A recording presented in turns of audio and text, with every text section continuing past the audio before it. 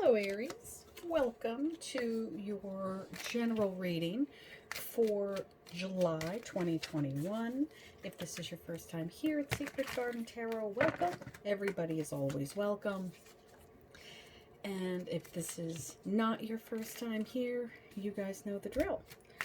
If you'd like to take a look at some of the older videos, you're more than welcome. There might be a message left for you there.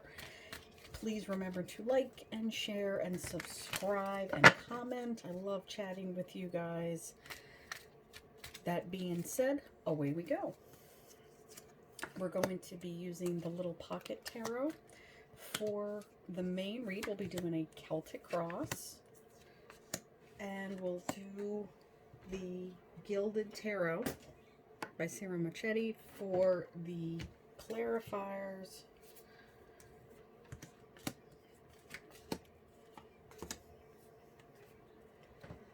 And we'll get 4 of these.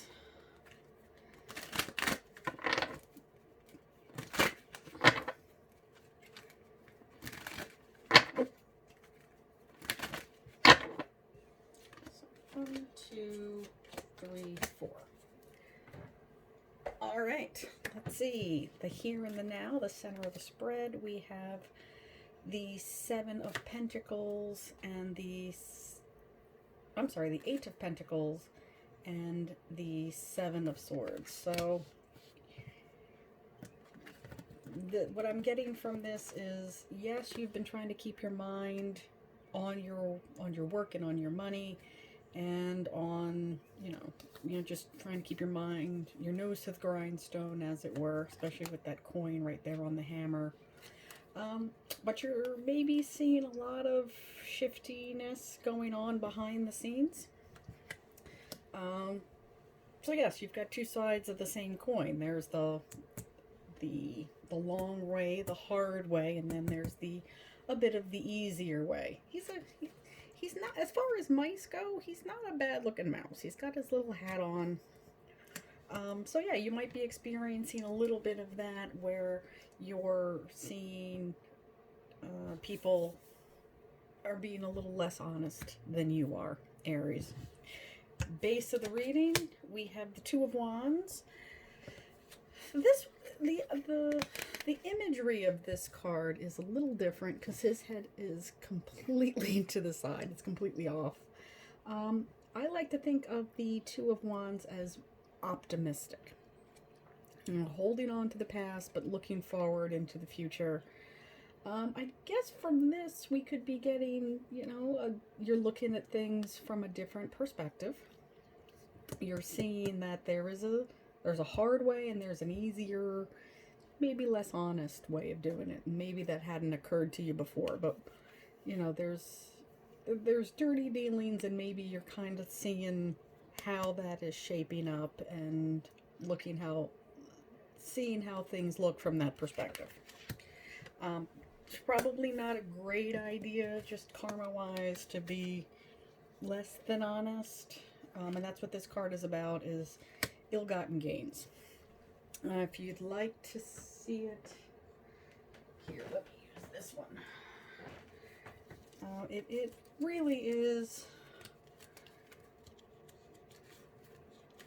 and I'm probably not going to be able to find it on demand. But it's a card of, you know, kind of, you can tell he's up to something. And it again, tarot is not gendered. And I just want to show you for illustration's sake what it looks like in more of a traditional tarot.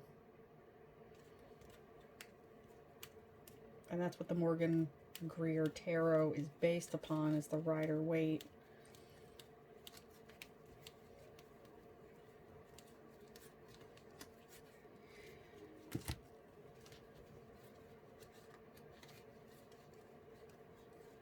I'm not going to be able to find it.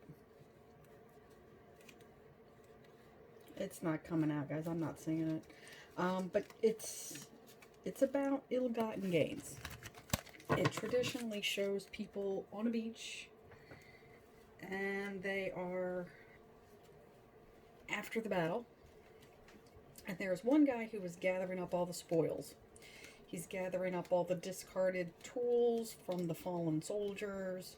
He is traditionally drawn with a kind of smarmy look on his face. And it's, the other side has been very, very defeated, kind of demoralized. And he's just kind of, got that kind of rat-like grin. In any event, you get what I'm saying. Immediate past, Page of Swords. Now this is an interesting little guy. A lot of the other signs, the other readings have gotten the Page of Swords. Not really a guy, younger energy, so it's kind of gender neutral energy, but the energy is very immature. It's very gossipy, kind of talks for no reason. I like to say, or at least how I perceive this card, is he has a very, very sharp sword. This is the king's sword, the knight's sword, the queen's sword, but he does not know how to use it. His stance is often awkward. He holds the sword in inappropriate places. He represents gossip and bad information and just kind of... So that's in the past. So we're done with that energy. Top of the spread, the Hierophant, Taurus energy, peaceful energy, much more peaceful energy. This is a card that speaks of organizations and institutions and traditional values, kind of getting back to basics. It's the card of Taurus. So we're actually I'm doing this reading at the end of May. We're kind of just crossing over into June, just beginning into Gemini. We just had the Gemini transition a few days ago with that big blood moon a few days ago. So this is a card of coming out of that energy and into that. You'll notice there's that big infinity symbol there. It's about growth, as indicated by those vines. It's about blessings. But it does speak of Virgo energy, Taurus energy, kind of that very earthbound energy. Pardon me. Kind of, I don't want to say stagnated energy, but a bit on the stubborn side, kind of digs its heels in like a bull does.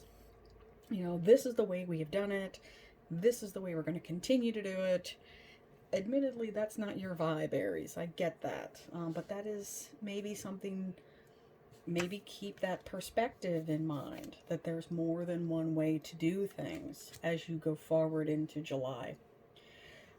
So yeah, keep that dogged energy, that kind of, I have X, Y, and Z, and I will do A, B, and C energy, that determination, that Taurus energy. And, keep it with you. But there are, like we've talked about, more than one way to skin a cat. There's more than one perspective. And I'm not even going to say a right way and a wrong way, because they're both equally effective. One may be a little bit more karmically dealt with. There's obviously the hard work, nose to the grindstone way, and then there may be a shortcut or here. And I'm not saying that either of those are bad, but just, there's more than one way to achieve a goal. You might want to look at it from both sides. Oh, the future, the immediate future, we have the Hangman in reverse. So this does speak of stubbornness, unwillingness to see from a different view. This actually is one of the decks that I do read in reverse. So it is kind of that energy of, I'm only going to do what I want to do. And perhaps you should learn to be a little bit more flexible. Maybe that's what July will bring. There's a lot of opportunities that come with collaboration. And there's a lot of comfort in group activities. This is a great group card. There's, organizations, it's traditional religion, whether or not you partake, but there are groups. There's strength in numbers, but there's also new ideas and new opportunity that come from group work. Your environment, Ace of Swords and the Knight of Wands. So this is the guy that will come swooping in, but he swoops right back out. This is the guy that will take you to a concert and then forget that he brought you there. So that's this guy. The Ace of Swords cuts away clouded activity. This, again, very, very sharp sword. This is a new opportunity in communication, new intellectualism, new ways of looking at things. What did we just talk about? There's new ideas and new opportunities that come from group work and new perspectives. So, if you have that, you can use this to your advantage. You can use kind of stubbornness to your advantage. But it also, if you take it too far, you might end up cutting your head off. But Ace of Swords cuts away the BS. Cuts away the negative thought, the old stale ideas. And that can be indicative of this as well. There might need to be some new blood in those old institutions. Hopes and dreams. We have the Eight of Cups, the moving away, you might want to be turning your back on those older, more stale ways of doing things, simply because they don't serve you any longer. They don't have a purpose. If you're doing things just because that's the way they've always been done, and goodness knows there's been enough change in workplaces and school places and just general life over the last 2 years to last 10 lifetimes. Figure out what you can take from that situation. We did this, but does that serve us anymore? We used to do X, Y, and Z this particular way, but things are very vastly different now. We have found new ways, new workflows, new ways of learning, new ways of communicating. Overall outcome. The High Priestess, using your intuition, using that inner knowledge to move forward. I love the High Priestess. I think she has a vast amount of knowledge, doesn't always want to share it.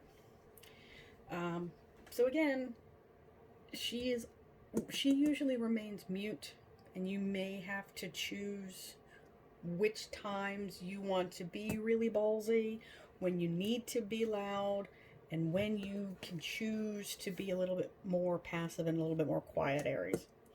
Let's check out your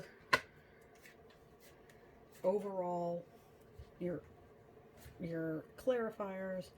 Another Eight of Pentacles. That apprentice energy, that nose to the grindstone, learning the trade.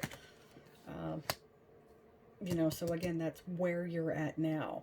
We're kind of piecing back together our lives. So we are still kind of learning back what works and what we can leave behind. A lot of people are using flex time, will be using flex time because it works very well. You don't need to have 60 meetings a week because they're there, because you have bought the overhead for a conference room. You can Zoom. People don't need to come into the office every single day. You don't need to communicate all the time in an old-fashioned way.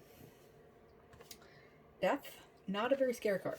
A lot of people look at this card and they think, it's not physical death. It is, I like to think of him as the knight of change. All the knights, he's often depicted as a knight. They are messengers. They are action takers. I apologize. The pages are the messengers. The knights are the action makers. They are the ones that surge on in. They are the movement. He is the death card. is an action-oriented card. He brings transformation. He brings upon change. He's the Knight of Change. When all the other knights are particular to their particular suits, he kind of comes in and just turns the page. So I love the Death card. It's scorpionic energy. It is complete transformation. It's because Scorpio is effectively at the end of the year, October into November. It's turning that page from the growing season in the autumn, the summer into the autumn into the winter. So October into November, it's turning that agrarian, page. You've pulled up all your plans. You're starting to hunker down for the winter. It's time to start thinking about the next cycle. So we have that. We also have the Eight of Swords. This is, again, that energy of things are not as bad as you think they are. She is not in any way threatened. Those swords, while they're very sharp, I admit they are very sharp, they are not threatening her in any way. And we also have the Four of Wands, celebration energy. A lot of people will call that the halfway to marriage card. It's a good compromise card. Two people coming together, or two families coming together to celebrate one union. It's a great way to integrate other people into your community, especially since we've been talking a lot about community, be it a workplace, be it a friendship, be it other types of communities, religious communities, social communities. It's a great way of kind of building upon everybody's resources. If you've got more people, you have more resources. A very communal thinking card. So yeah, you have, a lot of readers will read this as the halfway to marriage card. And what is a marriage? It's a coming together of two people, both bringing resources. They're bringing their families. They're bringing knowledge from two sides. It's a great cooperation card. And that's what we've been talking about this whole time. In not being afraid to incorporate new perspectives, new ways of doing things. It's going to take work. There's the maybe what the way you've been doing things. Maybe this is the way that you've been doing things, and now you're becoming more aware of might be the better way of doing things. Don't lose your head, Aries. It'll be all right. The Ace of Swords always kind of sweeps away the cobwebs and BS. And we will see you next time, family. Bye. Love you.